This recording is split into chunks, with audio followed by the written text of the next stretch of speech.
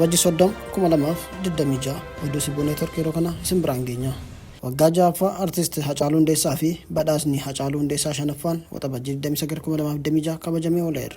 Badhaasni Hacaaluu Hundeessaa shanaffaan namoota aartii keessatti damee garaagaraan gahee isaanii ba'atan badhaaseera. Weellisaa Leencoo Guddinaa albama filatamaa waggaa, Taammiruu Amaaree badhaafama qindeessaa muuziqaa cimaa waggaa, artiist Galaanaa Gaaromsaa weellisaa cimaa wallee qeenxee waggaa, weellisaa haaraa cimaa waggaa, Tulluu Hirkoo keeroogiraafara cimaa waggaa, Shimallis Taaddasee sinematoograafara cimaa waggaa, Leencoo Fiqiruu viidiyoo muuziqaa filatamaa waggaa, weellisaa Ibroo Ibsaa wallee aadaa bareedaa waggaa, weellisaa Biruk Jaanee wallee ammayyaa bareedaa waggaa, weellistuu Annaa Girmaa weellistuu cimtuu waggaa, weellisaa Bo'aaraa Biraanuu weellisaa cimaa waggaa, Konoleel Saahilee Dagaagoo badhaafama umurii guutuu, artiist Dajanee Zamaduu badhaafama muuzikeer.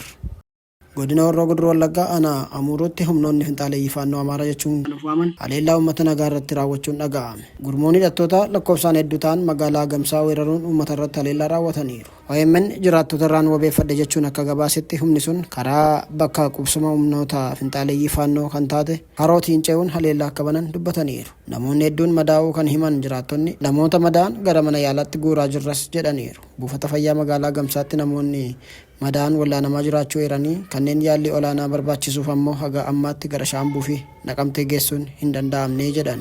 Yeroo haleellaan sun raawwatamutti milishoota qofaatu magaalittii keessa akka turan himani.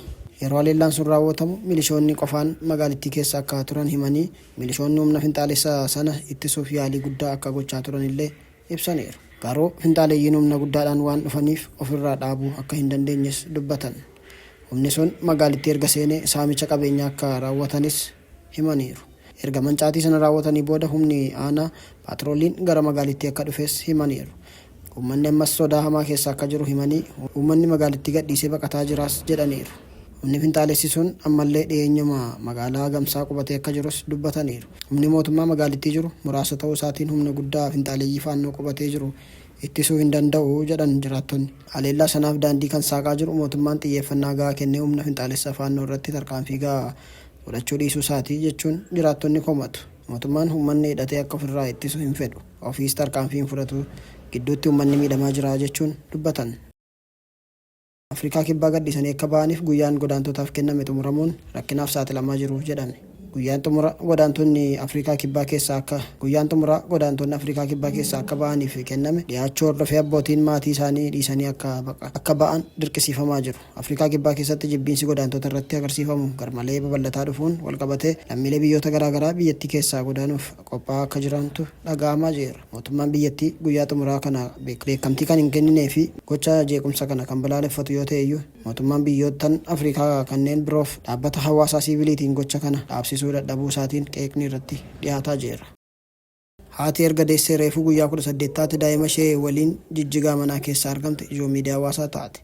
Balaa kirkira lafaa Veenzuweelaatti mudateen haati Dayaanaa Paatiinoo jedhamtu daa'ima ishee kichuu umurii guyyoota 18 qabu waliin mana irratti jijjigee caccabe keessa turte lubbuudhaan baate ijoo dubbii miidiyaa idil addunyaa ta'uun xiyyeeffannoo guddaa argatte. Dayaanaan akka jettetti ilmi koo hanga lubbuun jirutti anis lubbuudhaan turuu nan danda'a.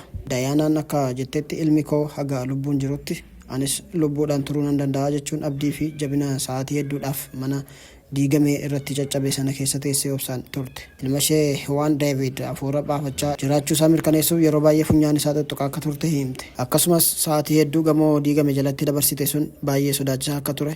Daa'ima ishee hammattee Rabbi akka ishee baraaru kadhachaa turus ibsite. Yeroo kirkirri lafaa sun mudatetti Dayaanaan gamoo abbaa darbii 8 keessa naannoo qarqara galaanaa kaaba Veenzuweelaadhaa kan La Guayiraa jedhamutti uffata miicaa turuu dubbatte. Haa ta'u malee sababa kirkira lafaan meeshaaleen manaatiin rukutamee turuu yaadachiisuun akkamitti akka ilmoo koo lafaa sun gadi hin lakkisinis miiran keessa ture hin beeku jechuun ibsite. Carraan qabu baraaramuu waan ta'eef achis iyya jalqabu garuu ammoo namni ishee dhaga'uu akka hin dandeenye dubbattee callisuu filachuu si himte. Ani humna koo akkasumaan hin fixu. Yeroo sagalee namaa yookaan tarkaanfii isaanii dhaga'u qofaan nan iyyaa jechuun murteessee jette. Miilli ishee bitaan kontiinariitiin waan ukkaanfameef socho'uu hin dandeenye. Mataan ishees dhagaan ukkaamamee ture. Ammoo sa'aatii dheeraa sana hunda keessatti akkamitti akkan tasgabbaa'ee ture hin beekun ture kan jette Dayaanaan macaafni qulqulluun ana biraa akka jiru gaafan hubadhe abdii akkan argadheen hubadhee jette. Imalli koo gara lubbuun baraaramuutti akka ta'e achirraan hubadhe kan jettu Dayaanaan dukkana limitii keessatti abdii xiqqoo ifa addeessa fakkaatu tokko arguu akka dandeesse himte. Halma keessa osoo jirtu erga obboleessi ishee maqaa ishee waamee dhageessisee booda abdiin isheen fayyuuf qabdu caalmaatti cimuus himteetti. Kun carraa koo isa dhumaadha jedheen humna koo hundaan iyye.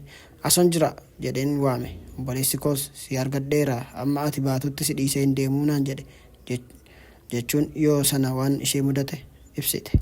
Booda gareen hojii lubbuu baraaruu hojjetu carraaqqii cimaa taasisuun haadhaa fi daa'ima ishee of eeggannoodhaan haala keessa turan keessaa baasuun himameera. Kirkira lafaa uumame sanaan miila lamaan deegaanaarra miidhaa hamaan irra ga'eera. Pirezidaantiin yeroo biyyattii balaa uumameen seenaa Veenzuweelaa keessatti balaa uumame baay'ee hamaa jechuun kan ibsan yoo ta'u, namoonni kumaatamaan lakkaa'aman haga ammaa eessa akka ga'an wanti beekamee hin jiru. Maddi BBCdha.